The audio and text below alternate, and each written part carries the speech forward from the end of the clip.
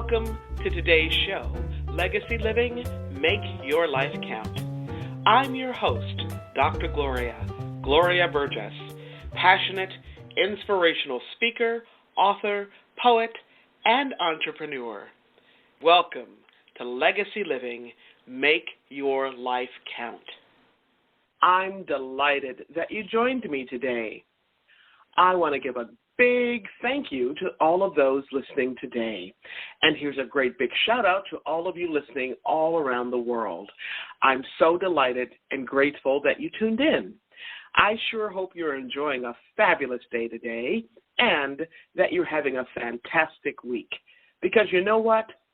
In the grand song of the universe, life is so precious and it's very, very short. It's short, sweet, and precious. So I hope you're making a difference in your own life, because when you do, you also make a difference in someone else's life. Now, a lot of folks want to make their life count for something, and they ask me, Dr. Gloria, how do you do that? Well, it's really very simple. Very simple. You make your life count day by day, step by step, moment by moment, every single day, 365, 24/7. That's what Legacy Living, Make Your Life Count is all about. You can learn more about Legacy Living, Make Your Life Count by visiting the Gloria Burgess website. That's GLORIA, B as in boy, URGESS.com. That's the Gloria Burgess website, GLORIABURGESS.com, or by visiting Facebook, and that's facebook.com/DR for Doctor, DRGLORIABURGESS Okay. Now today I want to talk with you about leading, a topic that is very close to my heart. Specifically, we're going to focus on leading, not just for the sake of leading, but leading to add value.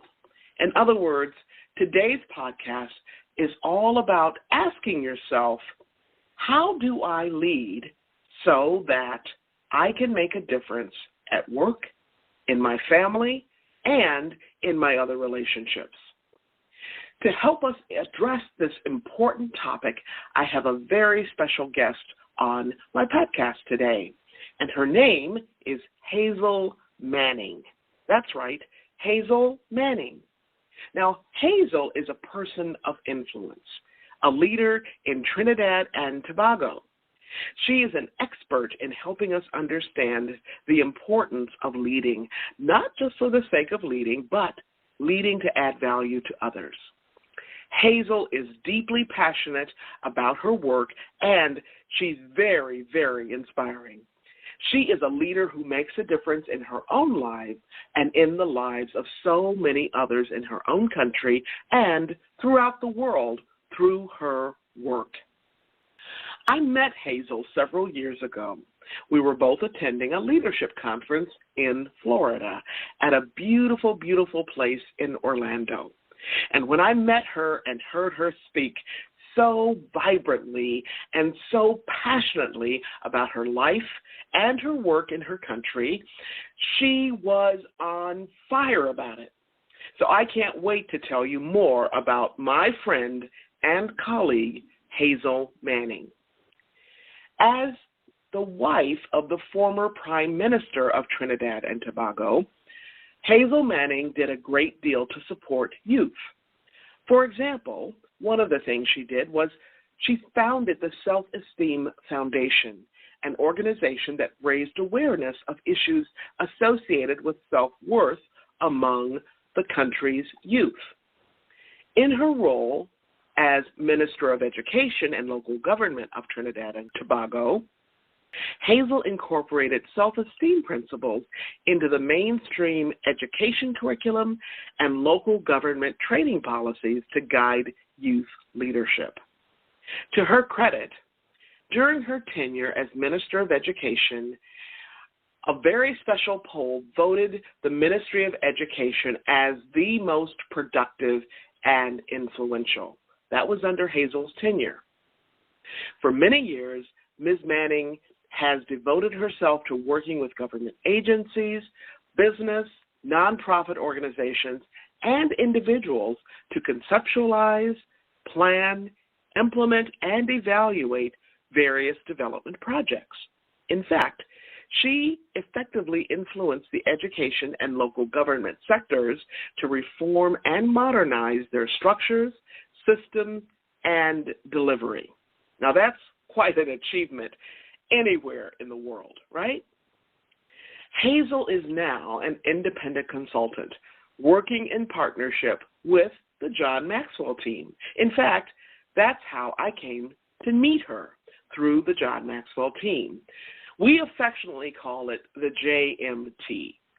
Now, let me tell you, she is passionately dedicated to developing effective leaders, especially youth leaders in Trinidad and Tobago, the Caribbean, and in other developing countries.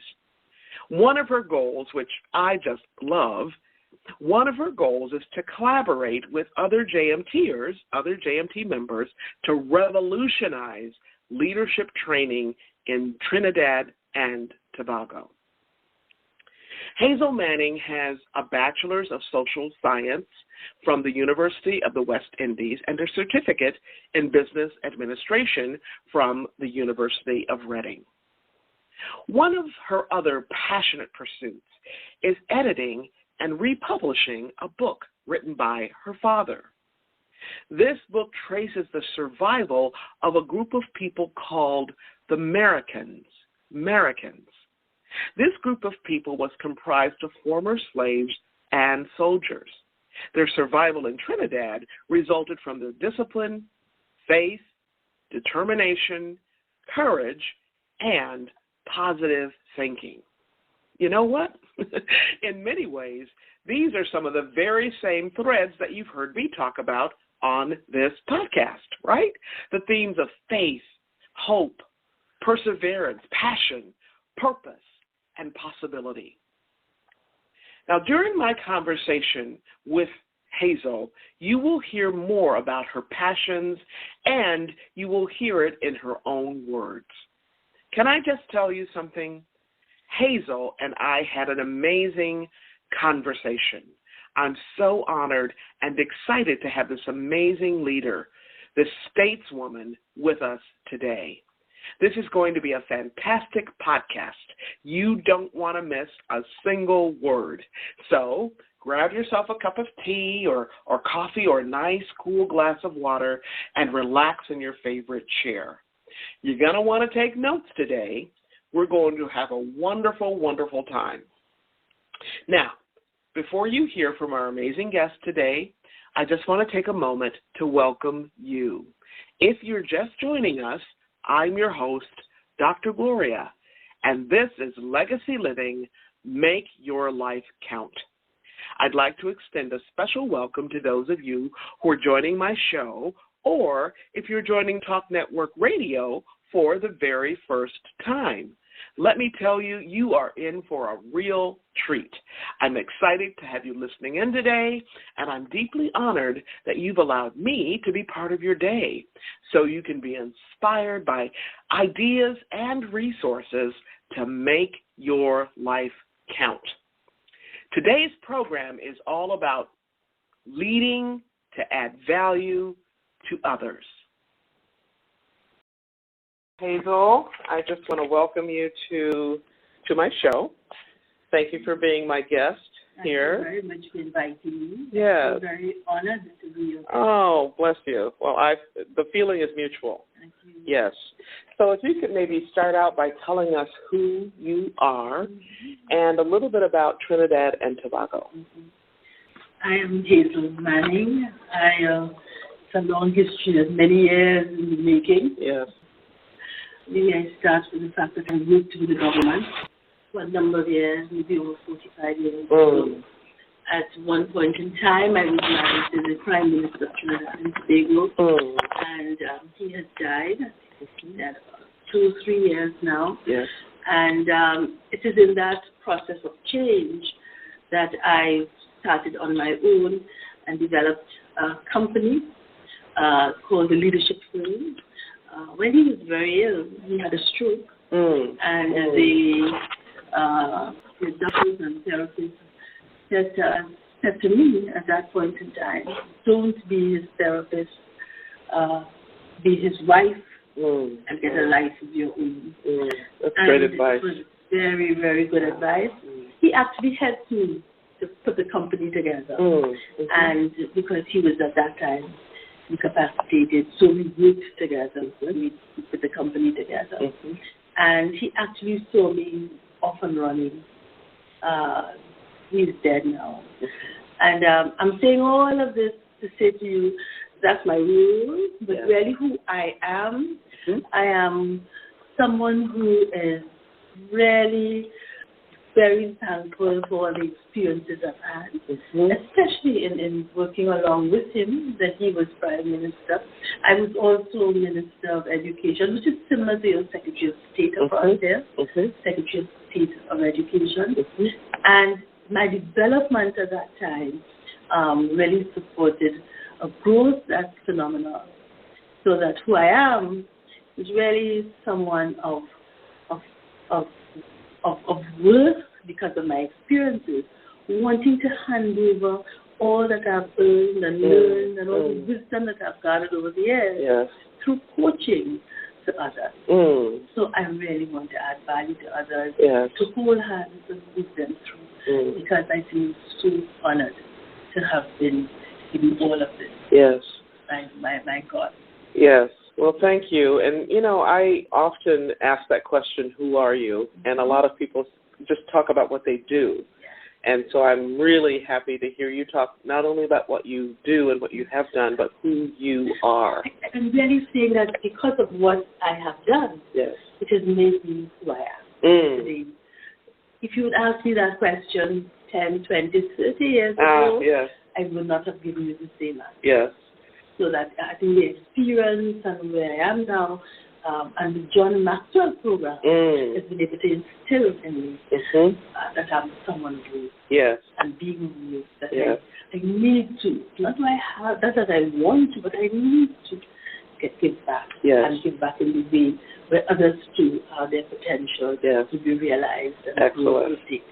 All right. I remember when I first met you several years ago, you just, to me, Hazel, you just gave me a sense of being very grounded in who you are and your personhood, and I'm just delighted that we had this connection.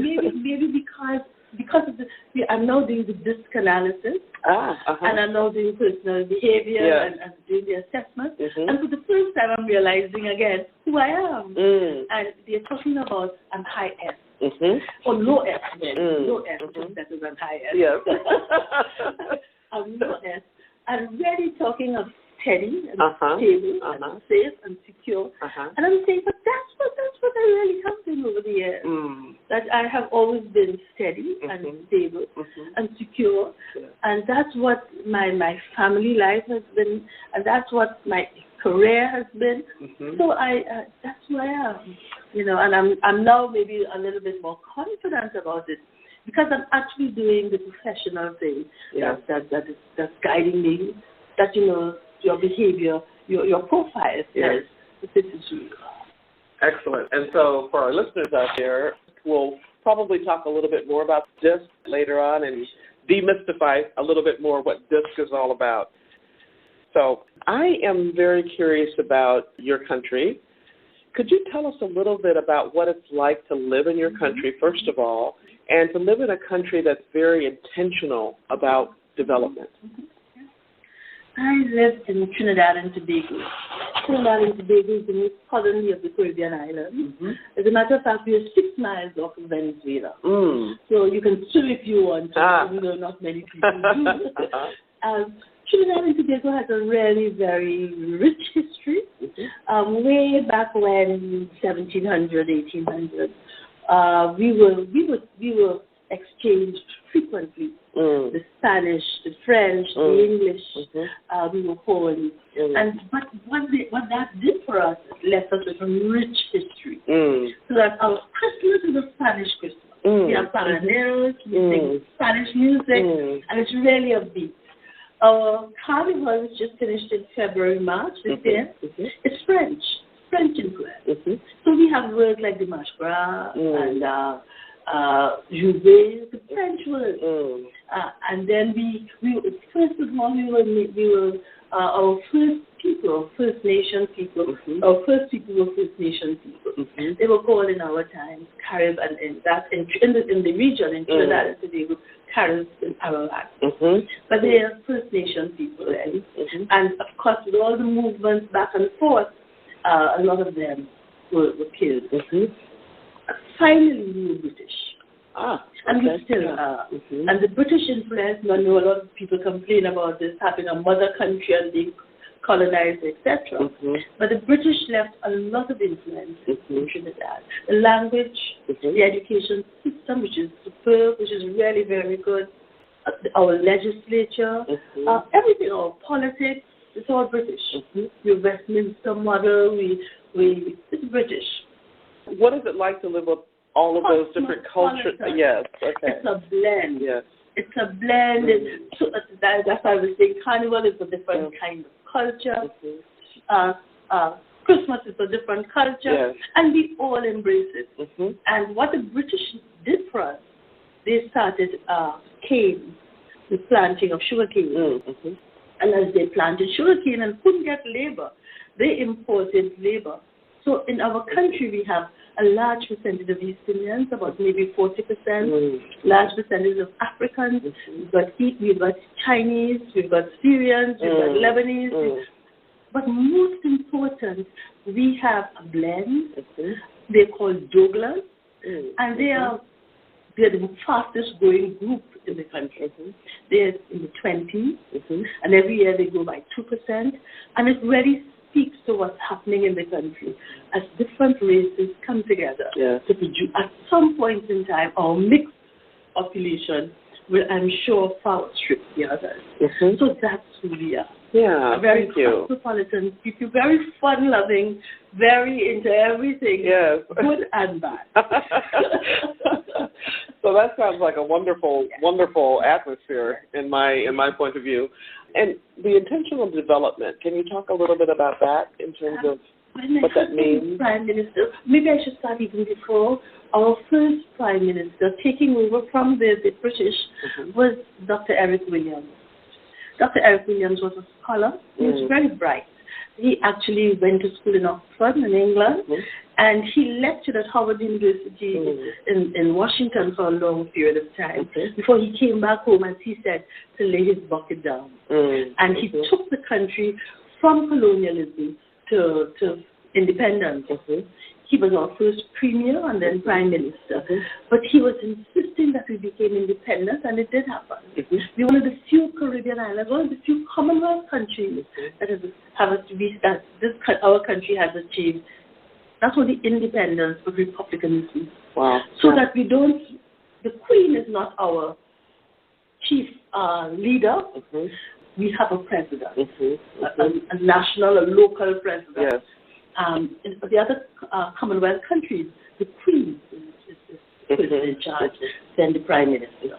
He's taken us one step beyond that. And that's significant for us. So that foundation was laid.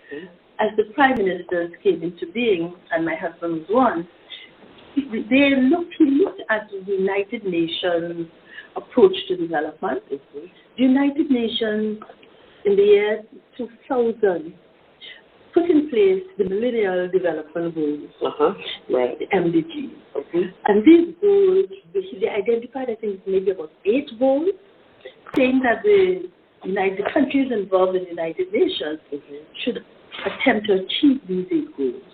And the eradication of poverty, the eradication of hunger, HIV/AIDS at that point in time, universal primary education, etc., etc. 8 goals that they put in place. And 15 years down the road, they posed and they examined, and to their surprise, a lot of the issues identified, the goals were achieved. So that poverty was eradicated by a percentage. I don't remember the percentages, but because they were intentional and they were focused, this happened. And my husband, understanding that, put in place in Trinidad and Tobago, following through on that premise, what was called Vision 2020. What the United Nations did after 2015, they began to ask countries to put in place the improvement in the quality of life of the citizens. Oh, my. And asking countries to do that so that by the year 2020 in this assistance, that these countries would then achieve universal improvement in the standard of living. A number of countries, even countries that were not tied to the United Nations, did it. Even America did. And that's when President Obama signed the agreement on the environment. Yes. Because a lot of countries around the world, whether they were involved in the United Nations or not, understood that coming together to improve the quality of life of all had to be all countries. Yes. And a lot of them did. Right. So that's why when America withdrew from the environmental policy, the Paris Agreement, as they call it, there was a loud outcry because countries came to do it. Back to Trinidad, we began doing it. And well, my husband, we lost elections, and then he died. But the government coming into being now, continued the development and put in place because there was a lapse, put in place Vision 2030. A number of countries around the world have been targeting the development of their countries by the year 2030, by the year 2040. And one country seems to be on target, and that's Malaysia. By the year 2020, hopefully, Malaysia would have achieved the goal. Yeah. So there's a worldwide movement to development, to improve quality of life around the world. Trinidad is part of that. Yeah. Thank you. Exciting. Yes. It is really full of energy and excitement. Let us move forward together. Yeah. So we have a bit of competition, especially the Caribbean. Jamaica is there, Trinidad, the Bahamas is there. They're all on this path. So there's really something to it. Well, I can see the excitement on your face, and I can hear it in your voice. And the John Maxwell program guides. It really comes home all the time because it talks to intentional living, having your vision, having your goals, and achieving that. So there's a vision in Trinidad, we have the goals, and we work into it. Sometimes slowly, not fast enough, but at least it's there. It's there, yeah. And so can you talk a little bit about your work in the education arena? As Minister of Education, Hazel, and your current work now with the John Maxwell team. Because it all ties in. And the education arena, that's about 10 years ago. That's how long it was. About 10 years ago. I think your minister, your Secretary of State was Secretary Spelling at that time because I met her. And we had a vision to create our children to be young adults who can take his or her place on the world stage. That was our vision for our children, that they become global citizens and confident enough and skilled enough and trained enough to take their place on the world stage. And therefore we had to change the curriculum, adjust, put in the IT curriculum and the general, make some subjects compulsory. Culture became compulsory, music and dance and physical education became compulsory. IT became compulsory, vocational technology. Those subjects became platforms to take off. So that is what the education. And we did achieve a lot. Our graduation rate increased slowly, but there was a path and things were moving forward. And they still are. Now fast forward all these years, the development of my company is called the Leadership Firm. And almost the same thing we are doing. We have started to develop strategic plans. We go into an organization, whether it's government, whether it's private, whether it's quasi, go into an organization and we say to the leaders, we are here to help you with your strategic plan. Mm-hmm. Don't hire us. If you're hiring us for 2-3 months to write the strategic plan, we're not here to write strategic plans only. Mm-hmm. We are here, more importantly, for the implementation of your plan. Mm. So when an organization hires us, mm-hmm. we go in with them, mm-hmm. and we begin the writing review. And we write it by doing team coaching. Mm. We all together, mm-hmm. we ask questions, mm-hmm. and we get answers, yeah. and we fill that together. Yeah. And in that approach, when the plan is released, we give it back to them. Their plan. Yeah. This is what you said to us, and we've just documented it. Yeah. And then we begin the implementation of that. Yeah. So, we start. What's your vision? Yeah. What's your mission? Mm-hmm. We are now with a church for 4 years with that church. Mm-hmm. Vision, mission, mm-hmm. and then we begin. Yeah. And then we begin with this action plan. Mm-hmm. After the implementation plan, mm-hmm. be in action. So we start the leadership process down the line into the parishes and into the actual churches. Mm-hmm. And every parish and every church has to do an action plan. Mm-hmm. And in producing that action plan, mm-hmm. we begin moving. I remember in this same church, basically the vision was to increase its numbers, mm-hmm. and make the parishioners, or the members of the congregation, mm-hmm. to make them in God's vineyard, yes. Make them Christian brothers, yes. loving and caring, and the values of beautiful loyalty, love, care, lovely values, yes. really well thought through, and by all the clergy, etc. And in this particular church, we about 3 years into the program, we went to one of the country churches. Mm. Young priest, I don't even think he's in his 40s, mm-hmm. and he's got a rat, that long hair, and he was dynamic, and he had a service, and wow, it was with drums and young ones dancing and singing, and mm-hmm. so I said to him, I am Father Charles, I am so impressed with what's happening here. And he said to me, we've moved from a congregation of 11 to 120. Oh, my. And I'm like, wow. Yeah. He said, I'm in charge of a parish. And there were 5 churches of parish. Mm-hmm. He said, every one of the churches done the same. Mm. So that there's a model put in place, there's that excitement, that growth, mm-hmm. and they're out there touching. And this is where I feel that this is where I should be, just holding hands and moving forward. Who knew that God was preparing you all along, right, for the work that you're doing now? I feel it, yes. and I knew it. Yes. And I'm really very passionate about it. Well, I love how you talk about when you work with an organization that you are really clear that you're there for the long haul. You're not just in there for a hot minute, right? I got that from Maxwell. Yes. I got that from when John at one of his sessions from off the stage, where he said that change doesn't happen overnight. Yes. It doesn't happen overnight. Mm-hmm. So you can't go in there and expect it to happen overnight. Mm-hmm. It took so long to get it there. To get here. That's right. It's going to take you long to get to this. Yeah. But 2-3 years is good, mm-hmm. because mm-hmm. in this instance you see the difference. Yes. And when I do the disc analysis now, when I do, you see the difference almost immediately. Yeah. I do the coaching, and they come in down and a little depressed. In a matter of 2-3 sessions, you hear them say, this is so different.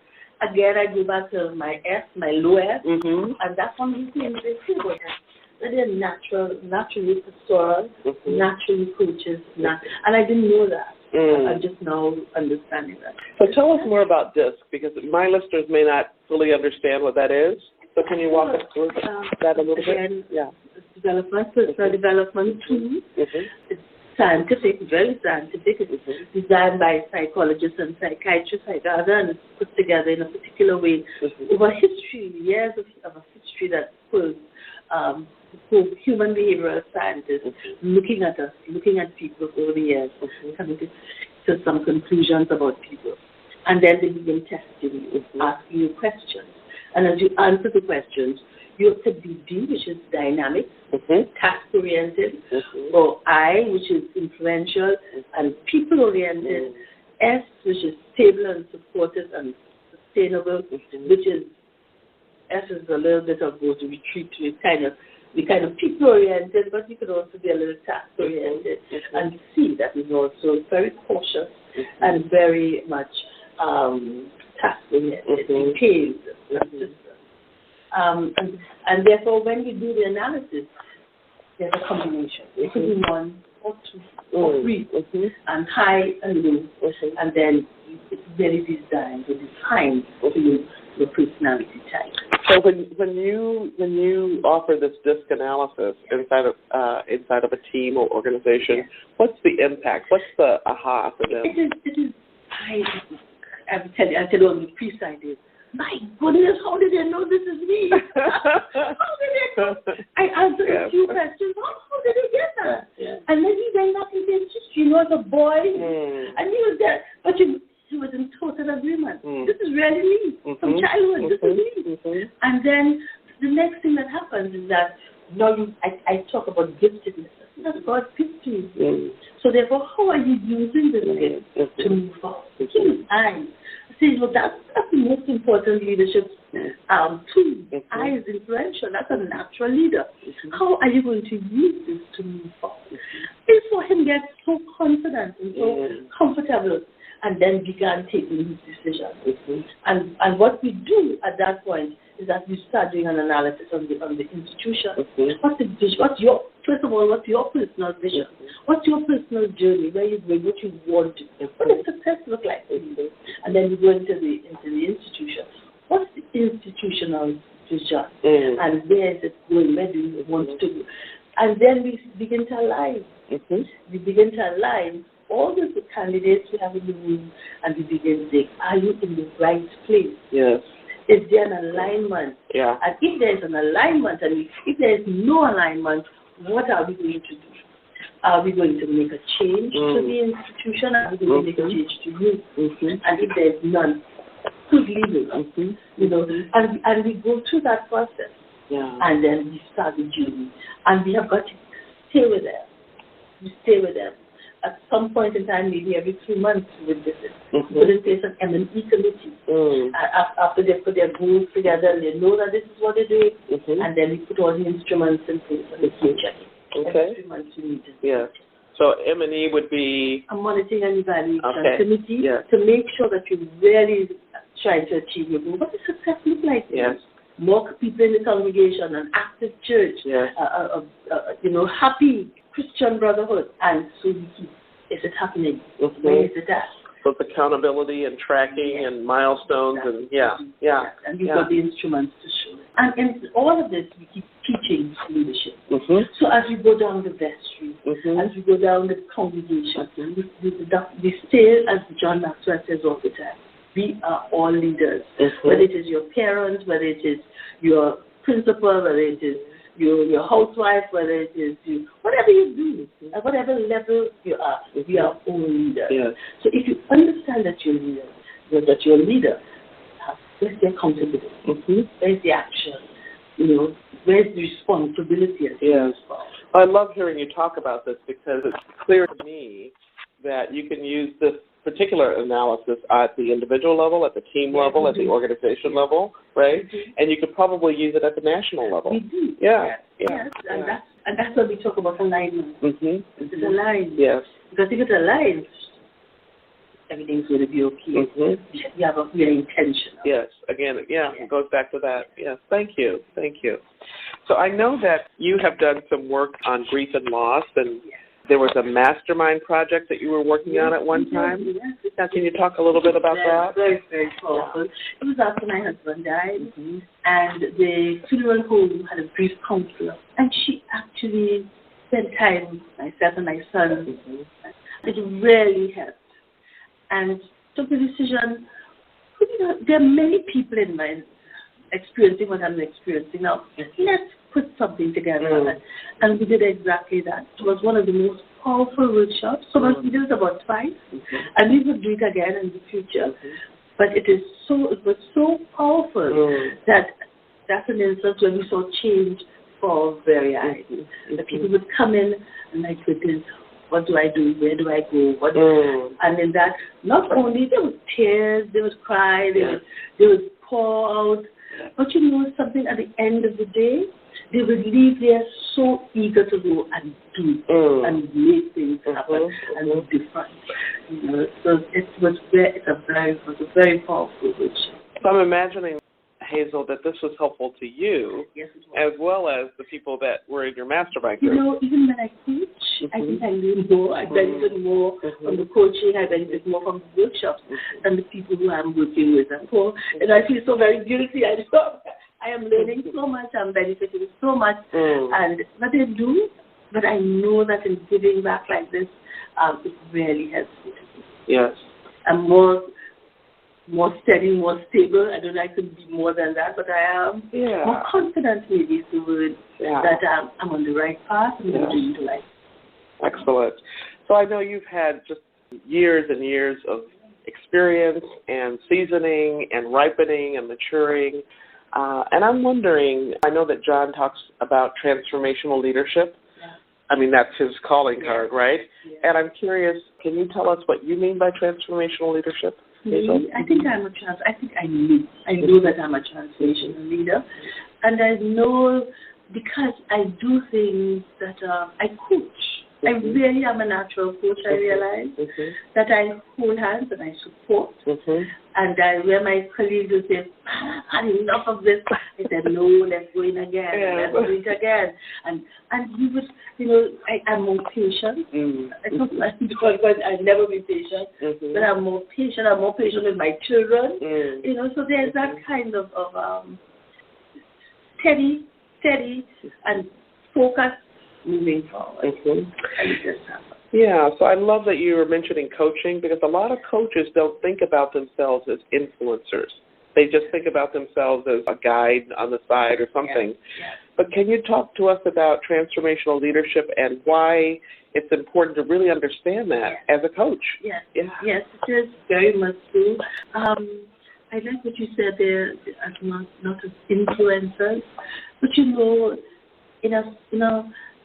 maybe to explain it, I don't tell them what to do. I don't tell them what to do.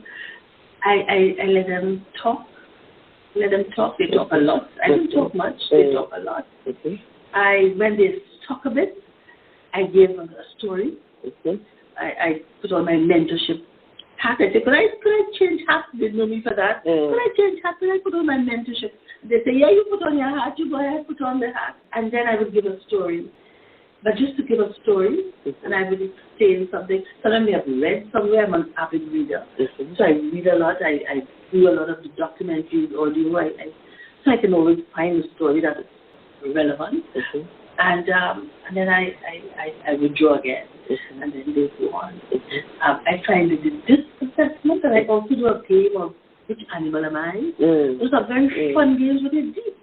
And you know, I realize I'm a penguin, but it says so much about you. And then they say, my goodness, it's that sense of seeing yourself for the first time. And I keep coaching all the time. When you're in the frame, you don't see the picture. When you're in the frame, you don't. I sometimes need people to honestly say, hey, you know, maybe you need to look at that picture again. And they come to terms with that. This is who I am. This is what I am. So therefore, how are you going to move forward? And that's the really not put in there. Yeah, I love what you say about you can't see yourself when you're in the frame. Yeah, so that's why you need a coach, right, to help you see your picture. To mirror back to you. Let's just asking questions. How did you, so what did you do? I call it W to the fifth power and H. What, why, when, where, and how. And those are the questions I ask. So what is that? So who did that? Why?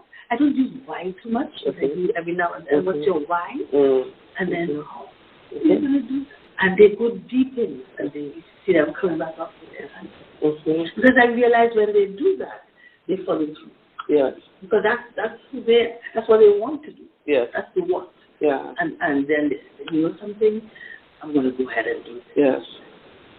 So I love your approach to coaching. There are various approaches to coaching, but you sound like you help that person navigate and discover and excavate what they already have within them, and you kind of help them lift it up. I'm guided by Christian Simpson. Yes. All right. Yes. I'm really, I see it as well. Mm-hmm. I see it. It's really, listening. Mm-hmm. Yeah. Listening. Yeah. Yeah. Good. Wow. This is So, can you tell us about anything right now that you're working on, Hazel, that you're excited about or that you want our listeners to know about? The church, one of them, 4 years. It's 4 years, but it's still exciting and it's still fresh because I'm seeing it happening. That church actually is carnival, and carnival is not supposed to be pagan or whatever. That church actually launched a carnival band. The band was, I tell you, something to behold. I will send you the email. Okay. Basically, they looked at the stained windows in the church, and the costumes were based on the stained windows, and they were beautiful, and it really talks about the role of the church in carnival. You know, sometimes carnival could get a little bit risky. So there's this is how you dress, this is how you parade, and this is what you look like. And so they launched it in a church with a prayer. And it really was to me, it tells you that they're no longer, the church is no longer sitting on the sidelines looking on and saying, I don't agree with this, or we disagree with that, and we agree with this. But taking an active part in what's going on and saying, you know, this is how we need to do it in a really gentle, nice. Yeah. You know, so that really has been impressing me. And one of the things I do is I coach the leaders.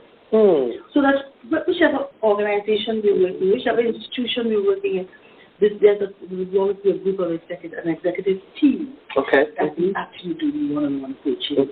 So that guides us, you know. Yes. So that's one that I'm really proud of. One of the children, we did. And I saw school just made it, you know, just moving forward. That's the second one that we're really very proud of. What age group were you working with in the school? Secondary school. Okay. So from age 11, 12 to graduation, 18 or so. But the school is doing wasn't doing so well, but the principal just took it and ran with it, and you saw the change around in a short time. But we're now dealing with the hospital, medical. So we're dealing with a small family company. I mean, the principles could apply across. Yeah, leadership is leadership. Yeah, that's what I tell people all the time. That's what John says all the time, right? Yeah. It is. Yeah. It is. So then people say, are you really doing NGOs or are you non-profits? Or no, anybody who comes to us, is anybody who's in need, let's be with them. Jesus. Excellent. It's very exciting. Yes, very exciting. It's helpful in my country that's now going through a recession, and it's difficult, and they're closing down companies. And so we actually started doing it with businesses, small businesses. You know, because it is at this time when they're like, where do I go? What do I do? Yeah. There's panic, there's fear. How do I then do it? You know? So you're able to step in and assist even during a recession. Especially now, is that strategic plan working for you? Because the circumstances have changed, the environment is different. So therefore, let's look and see what we can do, and that's it. You're delivering solid gold wisdom here. So, Hazel, before we wrap up for today, is there anything else you want to share? Is there a question perhaps that you wish I had asked you that I didn't ask? Yeah. Maybe the fact that what you're doing also applies to family life, and that in my one-on-one coaching, I impact on family life, and I maybe wish I could do more. And that's where one of the places I want to go. Yes. Not one-on-one, the mother who comes to complain that the husband he treats her so badly. So therefore, how do I deal? Where do we go? What do you want? How do you? Those questions we ask who, what, why, when, and she looks so depressed in the conversation. Yeah. And at the end of the day, in the last session we had, she said, "You can't believe how he's so different." said, is he different or are you different? He said, I changed it. I said, you see, sometimes when the change is like my husband Andy said, change begins with you. Yes. So that, she said, I didn't realize I was so reserved. But I did the analysis. I really am reserved. So you see this, and I said maybe I should have done this when I'm younger.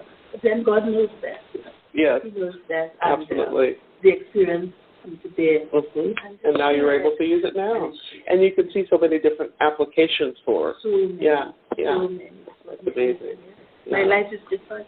Well, thank you for your wonderful work in Trinidad and Tobago. And thank you for being here, my guest, on the show. Question when are you coming to Trinidad and Tobago? Oh, well, when are you going to invite me? I want to have an experience of this year. Oh, I would love that. I would love that. Year. When did you join the John Maxwell team? I can't remember. About 6 years ago. Okay. So I have this vague recollection that we met, really connected over music. Is that correct? Yes. Because I remember you talking about the Still Band. Yeah. They were beautiful this year. They were beautiful this year. This whole carnival season was so beautiful. And people commented on it. So safe, the calypsos were lovely, the parties were very well organized.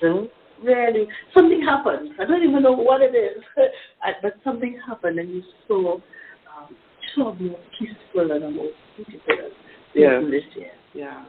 Well, I would love to come, and I probably don't have to wait for an invitation. All right. Well, thank you. And before we just totally wrap up things today, Hazel, do you have any contact information that you'd like to share with our listeners? Yes. My email address is manninghazel@gmail.com. And could you spell that for us? MANNINGHAZEL, one word, my name back to front, @gmail.com. Okay. And that's the easiest that you could get. Okay. Great. And it's okay for people to reach out to you if they want to? Okay. Excellent. All right.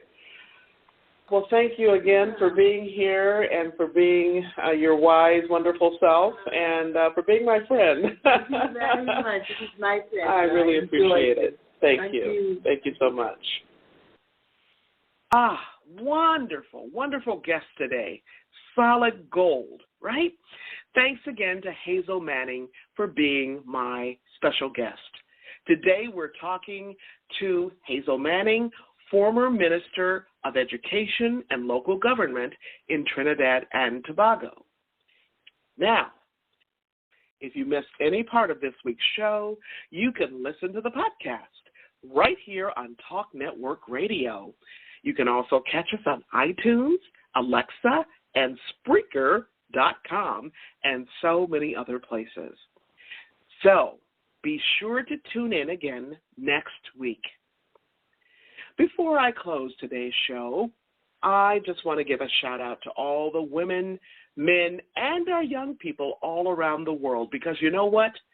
We are the ones. We are the ones we've been waiting for. Now, what do I mean by that? What I mean is, don't wait for someone else to step up and make things happen in your life, because guess what? They might not ever show up, let alone step up. In fact, you could be waiting for a very, very long time for anybody to show up to do something for you. So remember, we are the ones, and you can be the one person in your own life. In fact, I just want to tell you something. Not only can you be the one, you actually are the one. You're the one who can make a difference in your own life so that you can make a difference in the lives of others. It's truly amazing. It's truly amazing how much impact we have as leaders in our workplace and even in our own home, especially in our own homes, right? That's where it all begins, doesn't it? Leading begins right where you are, with you, with your spouse, and with your own children, right in your own home. It can begin with your brothers and sisters, right? So I just want to say this to moms and dads. Even when it seems like your daughter or your son isn't paying any attention at all to you, Can I just say they are? They are listening. They're soaking it all in. And more than anything else, they are watching you. Because you know what? More than anything else, leadership is caught, not taught. Okay? I'm going to repeat that again. More than anything else, leadership is caught, not taught. Let me be really clear. Your children are scoping you out. They observe everything you say and do. Most importantly, they're watching you to see if what you say and what you do actually line up. Because our actions really do speak much louder than our words. A good friend of mine, who's a former CEO, always says, as a parent or as a leader in any context, your walk has got to be louder than your talk. In other words, your walk has got to talk louder than your talk talks, right? Your walk has got to talk louder than your talk talks. Why is that? Because that's how we build the bridge called trust. That's how we strengthen our bond with those we love. That's how we deepen our relationships, one step at a time, inch by inch, centimeter by centimeter, right? Mile by mile, and smile by smile, at home, at work, and in any area of our lives, every single day, 365, 24/7. So, how is your walk lining up with your talk? You know what? Even if it's not lining up, it's never too late to get your walk and your talk aligned, to get your act together, so to speak, so you can take it on the road and make a difference in someone else's life. Remember this: how you live is how you lead. How you live is how you lead. It's how you do everything. Now, if you missed any part of this week's show or last week's show, you can listen to a podcast at your convenience. You can listen to it on the go. Check us out on SoundCloud, iTunes, Alexa, Spreaker.com, and many, many other places. Before I close today, I want to thank each of you for tuning in to today's show, for allowing me to share a bit about my journey with what legacy living is all about. Not just living and learning, but living and learning and serving so that you make a difference in your own life and in the lives of others. It's about being on purpose every single day, 365, 24/7. Legacy living is one of the many ways to make your life count. Once again, I want to thank you for joining me for today's show. I'm your host, Dr. Gloria Burgess, and this has been Legacy Living, Make Your Life Count. Please join me again next week right here on Talk Network Radio for another podcast of Legacy Living, Make Your Life Count. Don't just count the days in your life. Make the days in your life count. That's what legacy living is all about. Have a fantastic day, and remember, make the days in your life count. God bless you.